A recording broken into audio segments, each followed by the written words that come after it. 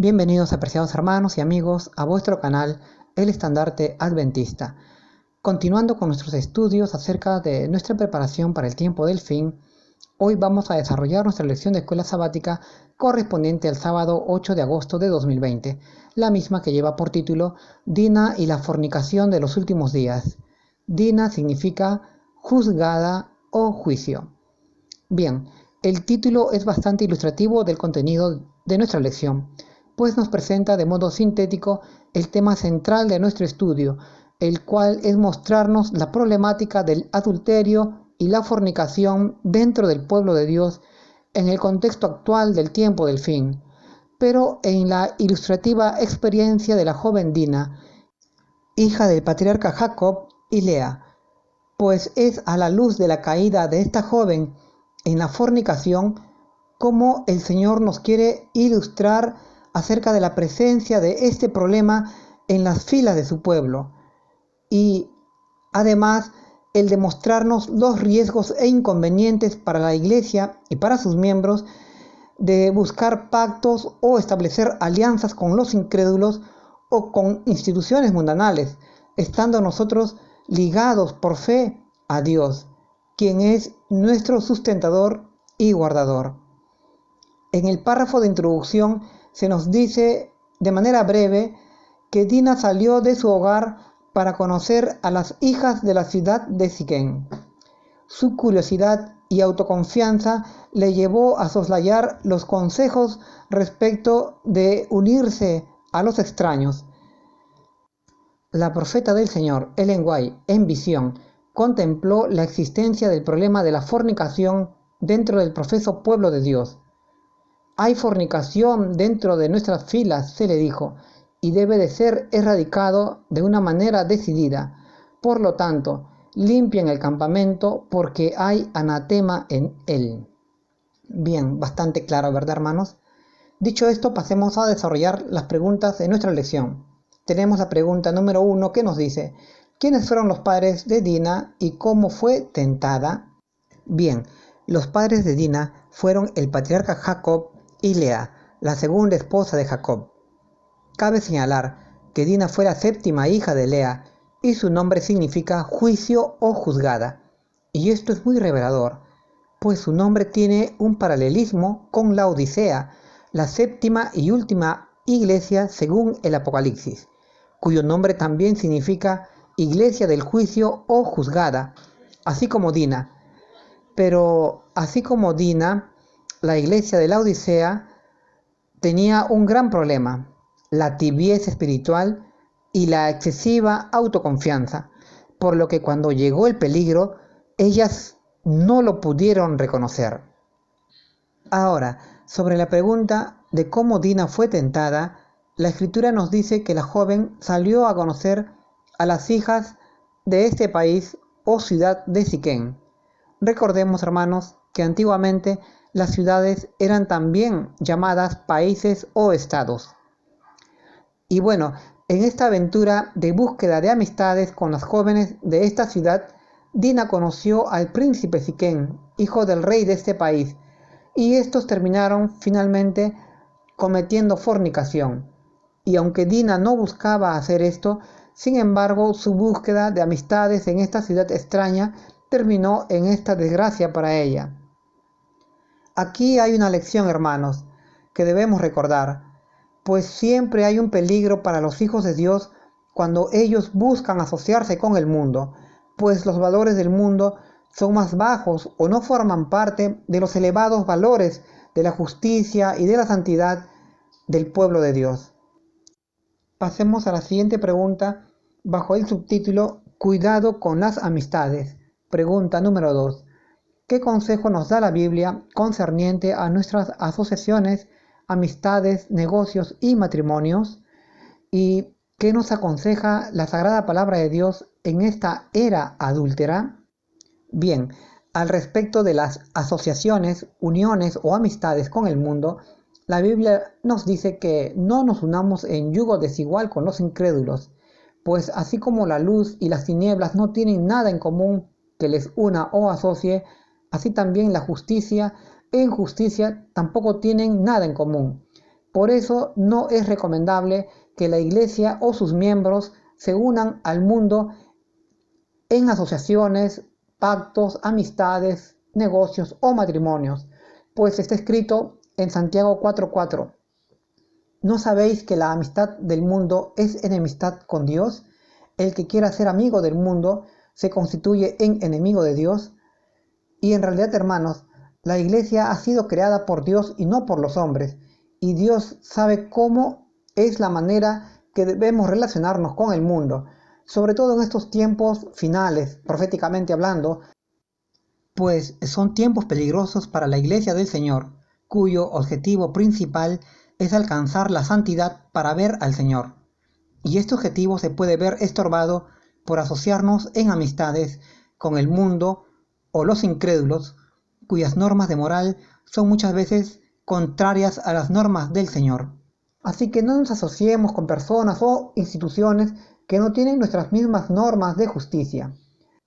Ahora, respecto a la pregunta de qué nos recomienda la Biblia en esta era adúltera, es decir, en esta era de uniones fáciles y de ecumenismo religioso, bueno, las Sagradas Escrituras nos recomiendan de que huyamos de la fornicación, pues estrictamente hablando, no debemos de participar de estos actos de unión carnal entre un varón y una mujer sin estar casados.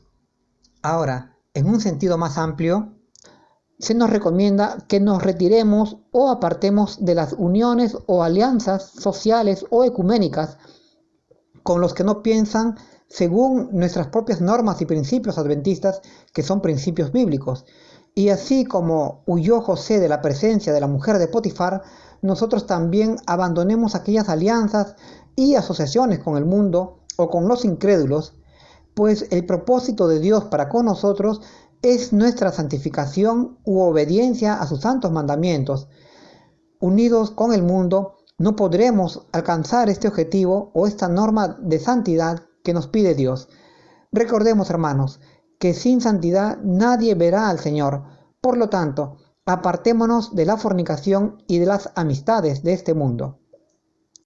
Ahora, comentándonos un poco más al respecto de este asunto, Ellen White nos dice que recae sobre los padres y sobre las madres la responsabilidad de dar una educación cristiana a sus hijos, y no han de permitir que ellos se escapen de sus manos para caer en manos de los incrédulos. Han de hacer todo lo que sea posible para que su espíritu no se sature de las enseñanzas del mundo. Han de ser educados para que lleguen a ser obreros juntamente con Dios. Han de ser la mano humana de Dios, preparándose a sí mismos y a sus hijos para una vida sin fin. Hermoso, ¿verdad, hermanos? El consejo que encontramos en Ellen White. Pasemos ahora a la siguiente pregunta. Pregunta número 3 que nos dice: ¿qué tragedia sufrió Dina y fue culpable por perder su honra? Bien, Dina sufrió la tragedia o la desgracia de perder su honra, pues fue violentada por un joven que conoció en la ciudad de los siquemitas. La escritura nos dice que Dina salió de su hogar para conocer a las jóvenes de la ciudad de Siquén, no percatándose lo peligrosa que podía ser esta ciudad hebea o cananea. Su deseo de entablar amistad con los impíos le impidió ver el peligro directo en que se colocaba al estar en esta ciudad. Y un joven príncipe llamado Siquén, hijo de Amor, rey de los hebeos, se juntó a ella y la deshonró. Y aunque luego de esto el corazón de este joven se apegó a Dina y hablándole tiernamente se enamoró de ella, sin embargo, esto no quitó el hecho de que la había deshonrado. En realidad, hermanos, los mundanos no tienen las mismas normas morales que los hijos de Dios, y es más, sus normas o principios éticos son bajos. Por eso este príncipe no vio en este acto de fornicación la deshonra a Dina. Ahora tenemos la pregunta de si la joven Dina fue culpable de su tragedia. Bien, analizando la información que nos brinda la escritura, vemos que la joven salió a buscar amistades en una ciudad pagana sin tener en cuenta los peligros que podrían haber en esta ciudad extraña para ella. y soslayando las enseñanzas que recibió acerca de no asociarse con los hijos de los cananeos, tal como lo vemos en los pasajes previos de Génesis 24, 3 y 6 y Génesis 26, 35, ella salió a buscar amistades en un país donde las normas morales eran bajas. En este sentido, podemos decir que la joven Dina fue responsable de su tragedia, pues ella misma se condujo a aquella extraña ciudad sin imaginar que atraería la atención del príncipe de los siquemitas. Sin embargo, Ellen White nos agrega que fue un error de parte de Jacob el poner su campamento cerca de la ciudad de Siquén, pues esta ciudad se convertiría en un atractivo para los hijos de su casa y en la fuente de muchas tragedias, como realmente fue lo que ocurrió. También Ellen White nos dice que los que buscan placeres entre los que no temen a Dios se colocan en el terreno de Satanás y provoca sus tentaciones. Pasemos a la pregunta número 4, que nos dice: ¿quién pidió a Dina por esposa? ¿Y cómo se sintieron los hijos de Jacob al oír sobre la deshonra de Dina? Bien, la escritura nos dice que fue el joven Siquén quien pidió a su padre, el rey de los hebeos, que pidiese a Dina por mujer para que sea su esposa. Y Hamor, padre de Siquén, fue donde el patriarca Jacob y pidió a Dina por esposa para su hijo. Ahora, sobre la pregunta de cómo se sintieron los hijos de Jacob al oír sobre la deshonra de Dina, bueno, los hijos de Jacob, al enterarse de la deshonra de su hermana Dina, se indignaron mucho, es decir, se enojaron en gran manera, porque Siquén la había deshonrado, y de esta manera también deshonraba a todo Israel. Fue una reacción natural y carnal la que tuvieron ellos, pues aunque se justificaba su cólera y su indignación, sin embargo, ellos no se indignaron por los pecados que planificaron cometer contra el joven Siquén, su padre Hamor, y contra toda la ciudad de Siquén. Bueno, dicho esto, pasemos a la pregunta número 5, que nos dice: ¿qué dote ofreció Siquén a Jacob por Dina? Pero, ¿cuál era la intención real de Siquén y Hamor?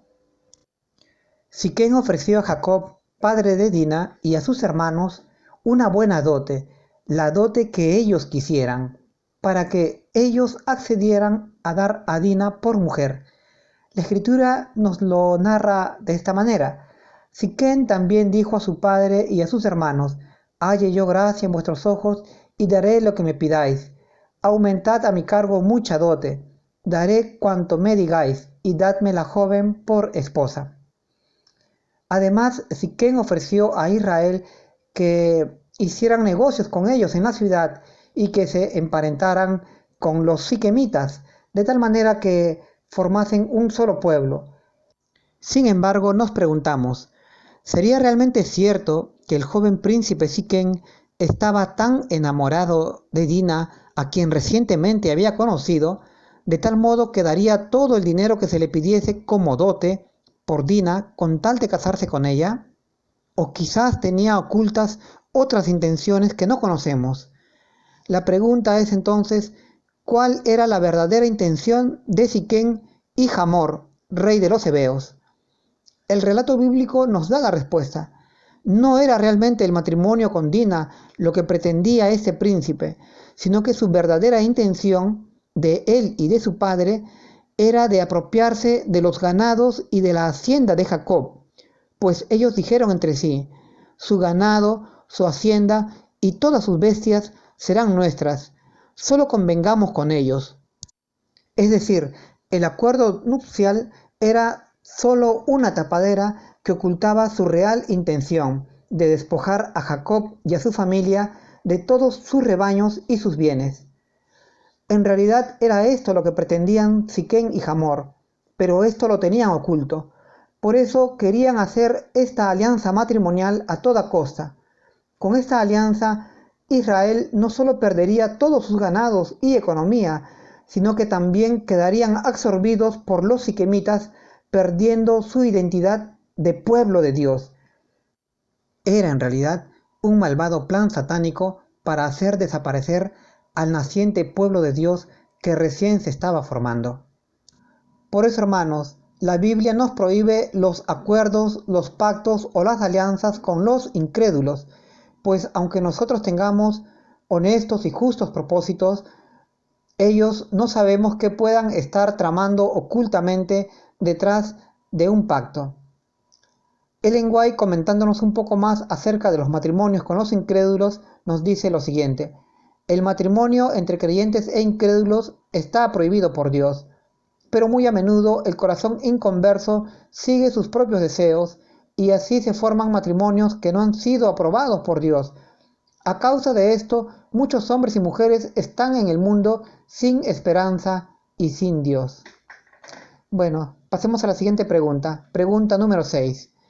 Al ser circuncidados los hombres del pueblo de Siquén, ¿qué pecados cometieron los hermanos de Dina? ¿Y fue esa venganza correcta a la vista de Dios y su ley? Bien, los pecados que cometieron los hermanos de Dina, Simeón y Leví fueron los siguientes. El primero, el engaño, luego el asesinato y después el robo. Es decir, 3 transgresiones directas sobre la ley de Dios.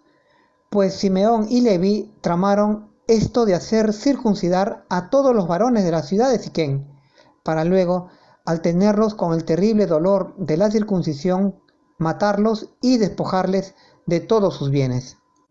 Simeón y Leví mintieron, pues nunca pasó por su mente convertir a los siquemitas al pueblo de Israel.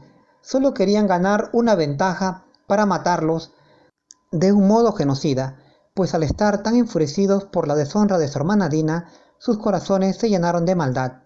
Por eso, luego de quitar la vida a Siquén, a Hamor y a todos los varones de esa ciudad, ellos siguieron con el robo de todos sus ganados y demás bienes que poseían los siquemitas, y además se llevaron cautivos a las mujeres y a los niños.